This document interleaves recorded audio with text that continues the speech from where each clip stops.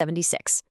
Picture it. A fragile, rebellious little experiment of a nation is officially forged on the global stage. Fast forward a few centuries, and that historical underdog has transformed into an absolute titan, wielding arguably the most powerful military in modern history.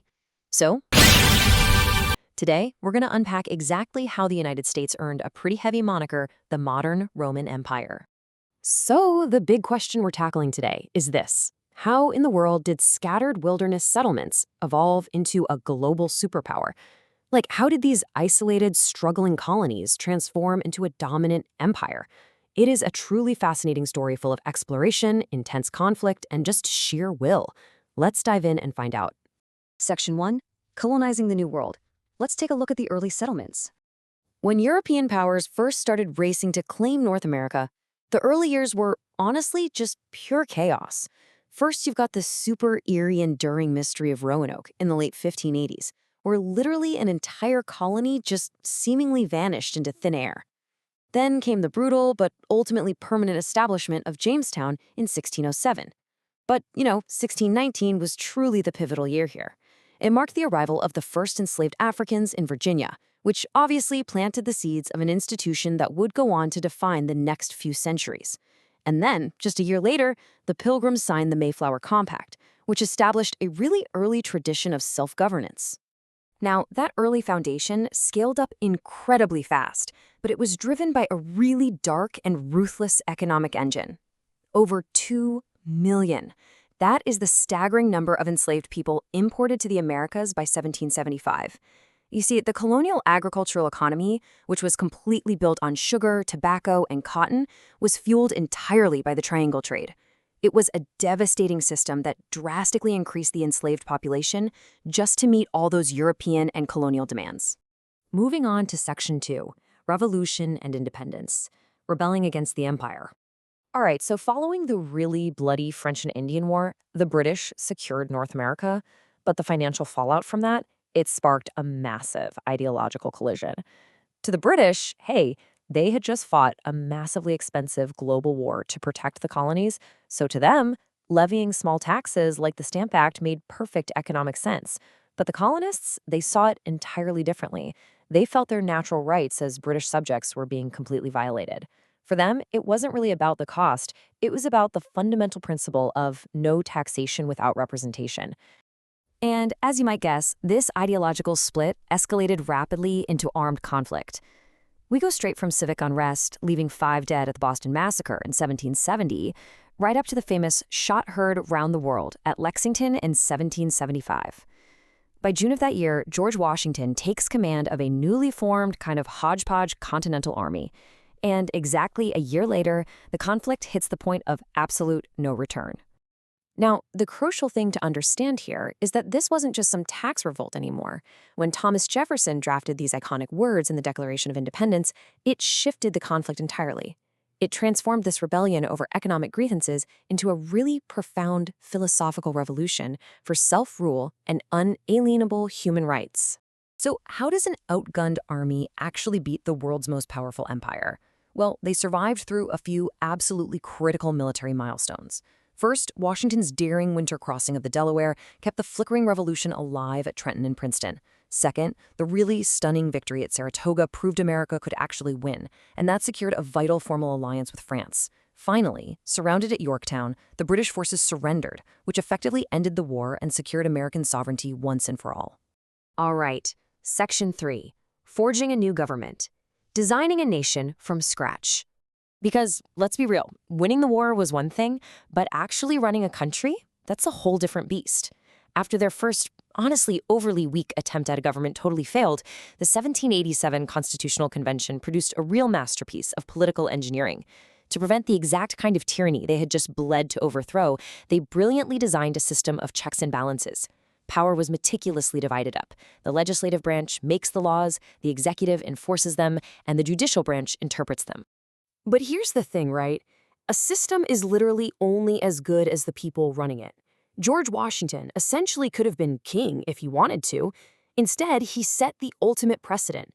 By voluntarily stepping down after 2 terms and relinquishing his executive power, he cemented a democratic tradition over a monarchical one. Which brings us to Section 4, Expansion to the West, Manifest Destiny. The 19th century brought some truly explosive territorial growth. It kicked off with the Louisiana Purchase and stretched all the way to the Pacific Ocean. And it was all driven by this really powerful, deeply ingrained ideology called manifest destiny. Americans became completely enamored with the belief that they were unquestionably destined by a higher power to govern the continent from sea to shining sea.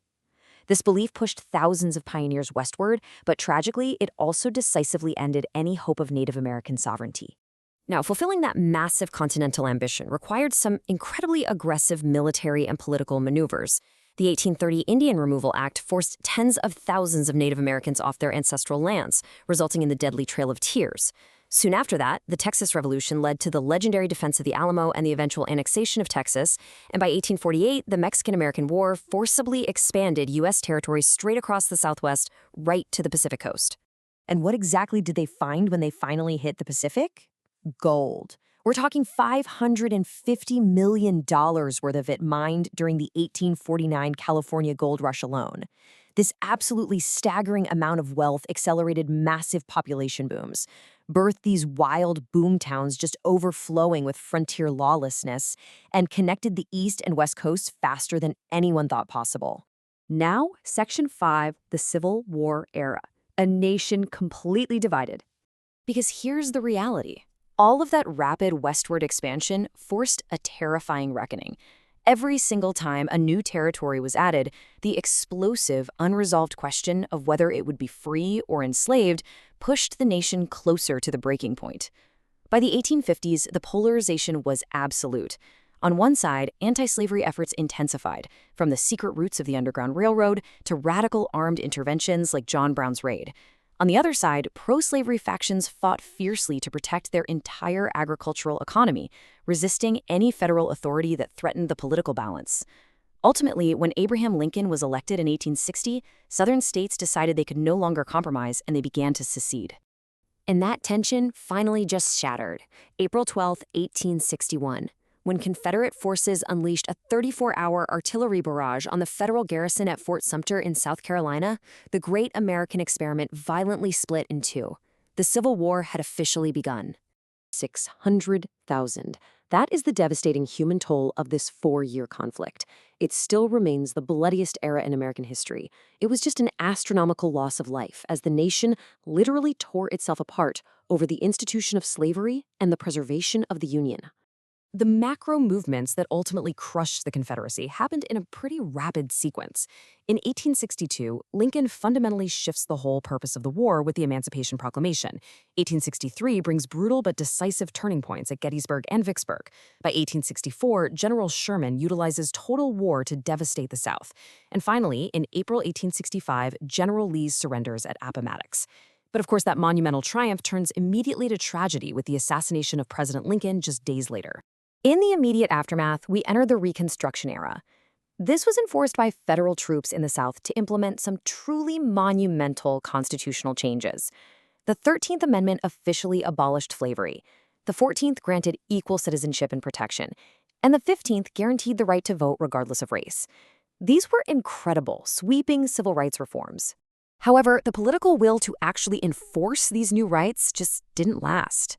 To settle a contested presidential election, the Compromise of 1877 was struck.